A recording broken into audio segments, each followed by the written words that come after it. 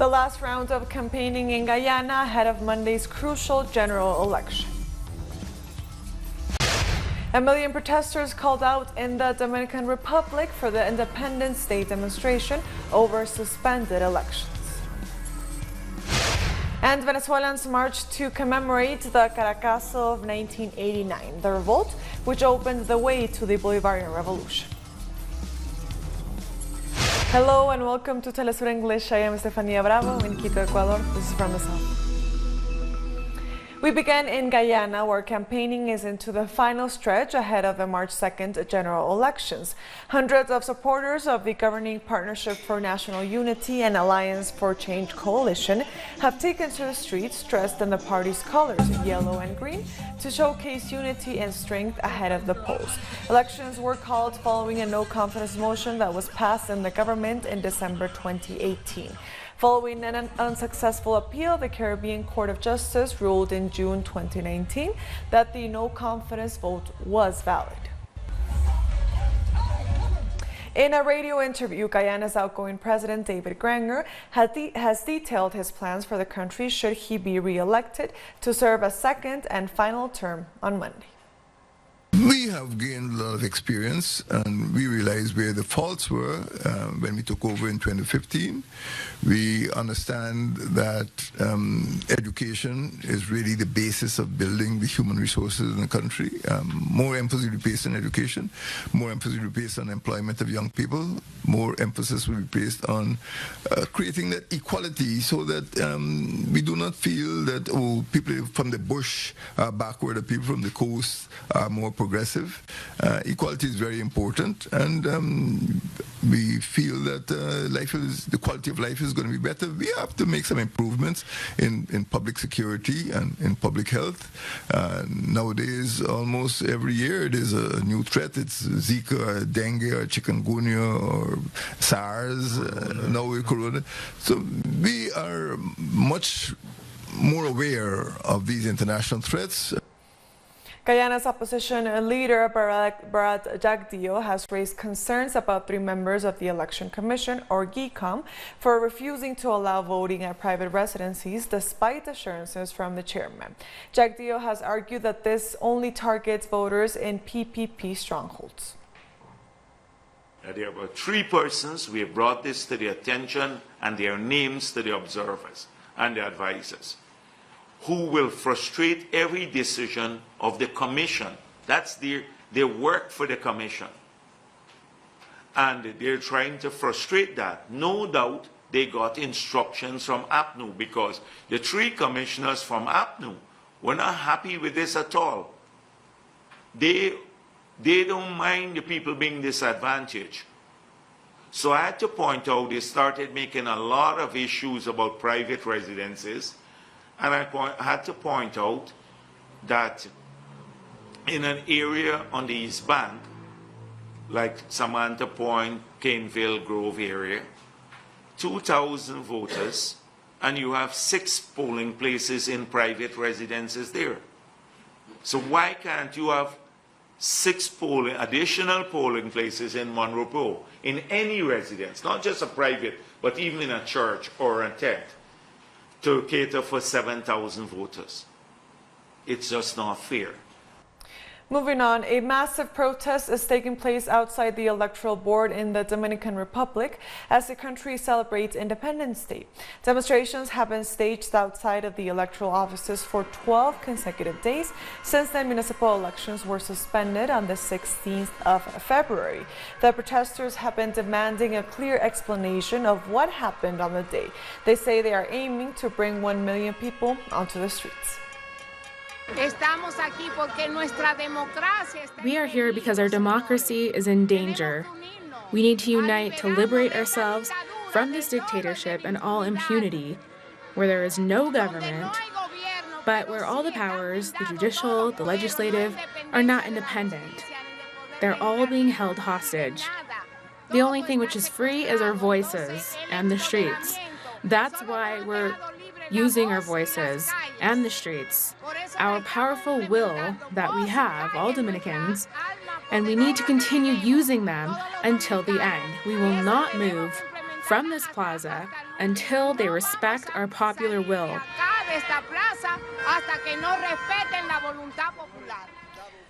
President Danilo Medina spoke before the Congress presenting his annual State of the Nation report. Social movements have not only questioned the legitimacy of the elections, but also the president's management after he insisted the country's economy would grow in 2019. He promised a response to the sustained protest.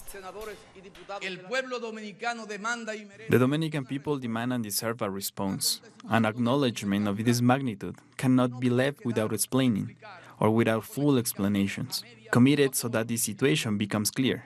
We have given support so that the Organization of American States, the International Foundation for Electoral Systems, and the Inter-American Union of Electoral Organizations carried out an independent and rigorous investigation, so that they can provide the Dominican people and the international community an objective investigation to see what impeded the municipal elections from being carried out as scheduled.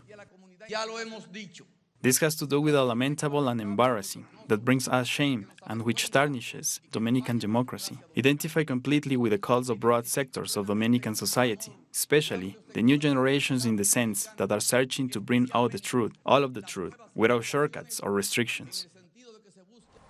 Our correspondent Daisy Toussaint is at the protest in Santo Domingo. We are in the Plaza de la Bandera, in front of the Electoral Board on Independence Day in the Dominican Republic. The protesters have been gathering here, as they have for the last 12 days, against the members of the Supreme Electoral Board for what they are calling the Trabucazo 2020, in reference to the Trabucazo, or the big cannon shot of 1844, when the country won its independence. The organizers say they are hoping for 1 million protesters to turn out today to demand a clear explanation of what happened with the suspension of the municipal elections on the 16th of February. So they have been holding these demonstrations for 12 days, calling for the resignation of the members of the Electoral Authority, for transparency, and for guarantees that the people's will and their vote will be respected when the elections are held again on the 15th of March. The organizers have asked people to protest in a calm and peaceful way, as they have done over the past 2 weeks. Various musicians and other personalities have backed the call for this big demonstration on the anniversary of the Dominican Republic's independence. Today, President Danilo Medina has also been given his State of the Nation address, in the middle of this political crisis triggered by the suspension of the elections. We thank Daisy Toussaint for that report. Venezuela is commemorating 31 years since the Caracazo, when popular mass protests began in response to the neoliberal measures of President Carlos Andrés Pérez and the IMF. That social outbreak shook the country and was met by brutal army repression, leaving thousands of unarmed civilians dead, which in turn triggered a collective awareness, initiating the process of the civic-military union. The February 27, 1989 Caracazo is widely remembered as the precursor of the Bolivarian Revolution, which brought Hugo Chavez to power nearly a decade later. Our correspondent Leonel Retamal has more from the march in Caracas. We're in the center of Caracas, where the Venezuelan people have gathered to take part in this commemoration of the 31 years since the Caracazo. This was the political and social revolt that happened in Venezuela at the end of the 1980s and became the spark that led to the Bolivarian Revolution, which brought Hugo Chavez to the presidency in 1998, nearly 10 years after the Caracazo. It was seen as a historic sequence of events, and that's why it's commemorated. People are also remembering the 3,000 or so people who died in that revolt, the exact figures are not known, as a result of the repression unleashed by what is known as the Fourth Republic, and which was eventually replaced by the Bolivarian Revolution. Today's march is also raising slogans around the current situation in Venezuela. For example, we've seen placards saying, "Trump, you are the threat." So the marchers are demanding an end to the US sanctions and economic blockade against Venezuela, which they say are an attempt to bring down the government and which are hurting the ordinary Venezuelan people. In the last few days, the Foreign Minister Jorge Arias has been at the UN Human Rights Council in Geneva, where he condemned these unilateral measures as crimes against humanity. And the marchers here certainly support that position taken by their government. We should remember that the Caracas revolt started as a protest against austerity measures imposed by the IMF. And of course, in this last year, we've seen a new wave of protests against such IMF measures in Chile, in Ecuador, and elsewhere in the region and around the world. We thank Leonel Retamal for that report. Let's take a short break now. Don't go away.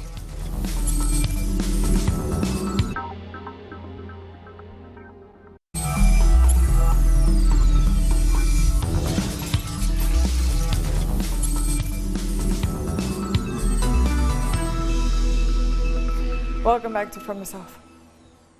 One of the two candidates in Guinea Bissau's unresolved presidential election has sworn himself in as the new president. Opposition leader Umaro Sissoko Embalos vowed to break with the decades-long domination of Guinea Bissau's traditional ruling party, the PAIGC. The ceremony took place despite a continuing legal and political battle over the elections nearly 2 months earlier. According to the National Electoral Commission, Embalo, a former general and prime minister, won the December election with 54% of the vote, but the PAIGC has refused to accept the result. I swear by my honor that I will respect the Constitution and laws, independence and national unity. I will dedicate my intelligence and my energy to the service of the people of Guinea-Bissau. I will faithfully respect my duties of high office. I swear it. Mali's ambassador has reported to the French Senate on problems caused by the French Foreign Legion deployed on Malian soil.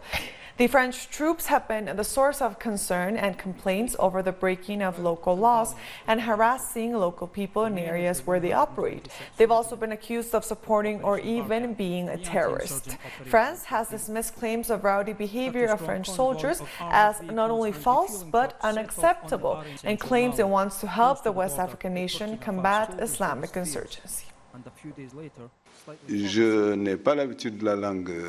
I'm not used to talking in circles. I will tell you frankly, in these forces there are the officers, there's the normal army, but there are also the foreign legions, and that's where the problem lies. I'm telling you, at times you see them in the red light districts of Bamako. Their bodies completely covered in tattoos, behaving in a way that does not correspond to the national army we know. It makes people afraid. It makes tongues wag and raises questions. The Dow Jones Industrial Average has again fallen dramatically by 1,191 points on fears of the spread of the coronavirus. Markets are reeling after the U.S. reported its first coronavirus case involving a person who did not travel to an infected country or knowingly interact with someone who did.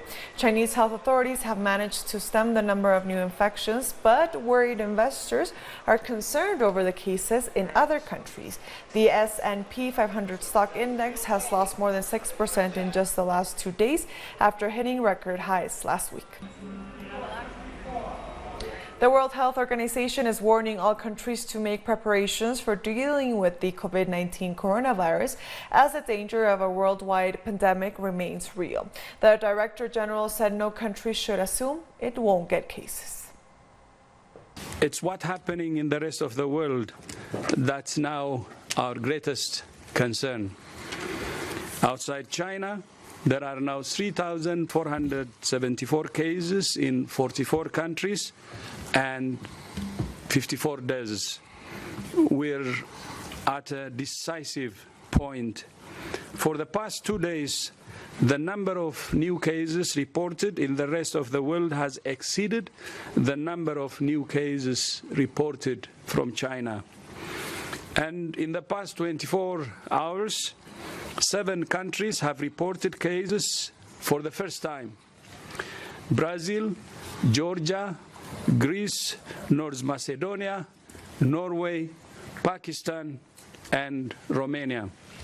My message to each of these countries is, this is your window of opportunity. If you act aggressively now, you can contain this virus. you can prevent people getting sick. You can save lives. So my advice to these countries is to move swiftly and contain it at its bud. Venezuela's health minister says the country is stepping up its measures to confront the virus, even though it currently has no confirmed or suspected cases. Following the case confirmed in Brazil, we are extending our disease vigilance measures at international ports and border crossings, as well as different locations within the country. We are formally activating the Health Emergency Operations Center, which has already been meeting informally, and we are setting up a National Biosecurity Committee to study all aspects of the management of the coronavirus, both in hospitals and on our borders. There are more than 82,000 cases of the novel coronavirus, including 2,810 deaths. The vast majority of them are still in mainland China, but the deadly virus has so far spread to over 50 countries.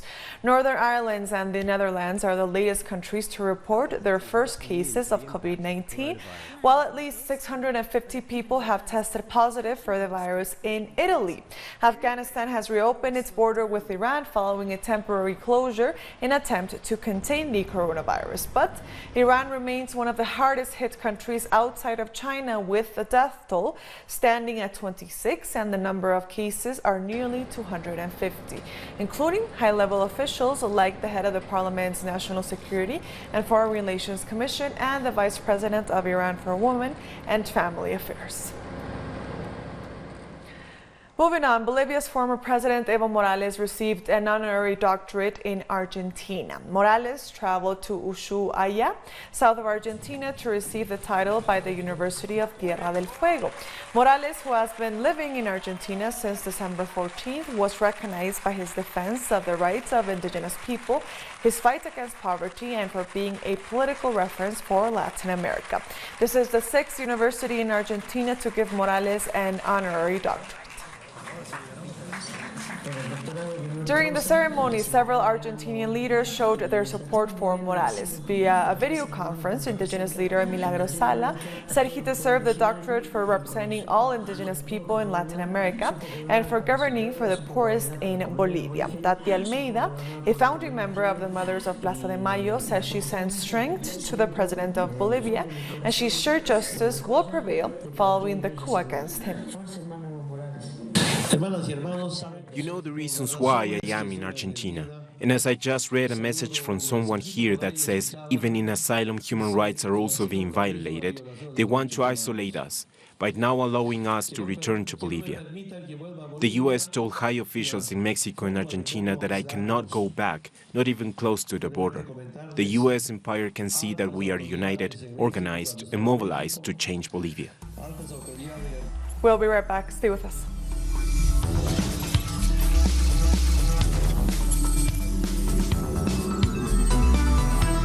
Welcome back to From the South. WikiLeaks founder Julian Assange is once again before the Woolwich Court in southeast London for the 4th day of his extradition hearing. His defense attorney Edward Fitzgerald has so far argued that placing him in a glass box is infringing on his right to a fair trial.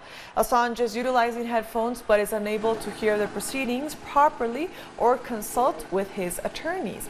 The WikiLeaks founder is facing extradition to the U.S. for releasing documents in 2010, which exposed Washington's war crimes in Iraq and Afghanistan, seen by many as an attack on the free press. Our London correspondent Pablo Navarrete spoke with some of the few remaining journalists who have committed themselves to covering the Assange extradition case. So we're here outside the trial of Julian Assange, and it's a very interesting moment in British politics because UK officials are currently tweeting and talking at conferences about the UK's respect for press freedom around the world and how they want to spread it and how it's essential to democracy. Yeah, here in London, in the capital of this country, we have a journalist on trial under some of the most draconian measures I've seen. So it's a real litmus test for the degree to which the British state actually respects journalism. Well, the British government has this rhetoric about defending freedom of expression, freedom of the press, but what we are seeing here in the court is first an attack on Assange. They are violating his rights. They aren't allowing him to speak with his attorneys. I think that the case will end tomorrow, and it will do so without Assange being able to sit alongside his lawyers to be able to direct his case. Human rights activist Craig Murray, speaking outside the court, addressed the prosecution's assertion that Julian Assange could not be protected by the US-UK extradition treaty. Today has been a day of absolute absurdity. We have a situation where Julian Assange is being extradited under the US-UK extradition treaty. That extradition treaty plainly and at clause 4 says you cannot be extradited for political offences. And we have the US and UK governments argue this morning, saying that the treaty itself, the terms of it, have no force in law, that these provisions do not have to be respected because it's a treaty, it's not an act of the British Parliament. But this is a treaty under which they are extraditing him. So how you can at the same time extradite under a treaty but say the terms of the treaty do not have to be respected, it makes no sense whatsoever. Pablo Navarrete has more from London on Assange's case. Pablo. Here outside the Woolwich Crown Court, it's day 4 of the Julian Assange extradition trial. It was set for 5 days, but there are reports that it will be ending early today. Now, this is the trial that will initiate to see whether Julian Assange will be extradited to the US to face 18 charges, including espionage, which would mean that he could face up to 175 years in prison. As we know, in April, he was arrested by the British police from the Ecuadorian embassy, where he had been given a political assignment initially by the Rafael Correa government, but under Lenin Moreno, the current president of Ecuador, this was rescinded and he was effectively expelled from the embassy and has been held next door here at the Belmarsh High Security prison. We've heard from his lawyers how on the first day of the trial he was handcuffed 11 times, strip searched twice, and there have been grave concerns about his treatment whilst in Belmarsh, and also a lot of criticism of the behaviour of the judge and in general the legal process up to now by the British state. So this is day 4 of the extradition trial for Julian Assange to determine whether he will be extradited to the US to face charges of espionage for releasing classified US government material. We thank Pablo Navarrete for that report. Nicaragua is hosting the Central American Film Festival, or CICA, this year, featuring 8 movies from the region. Let's have a look. Little by little, all the auditoriums of the National Film Institute filled up with visitors, the general public and festival organizers. The festival kicked off with a screening of In the Search of the White City by Honduran filmmaker Javier Suazo.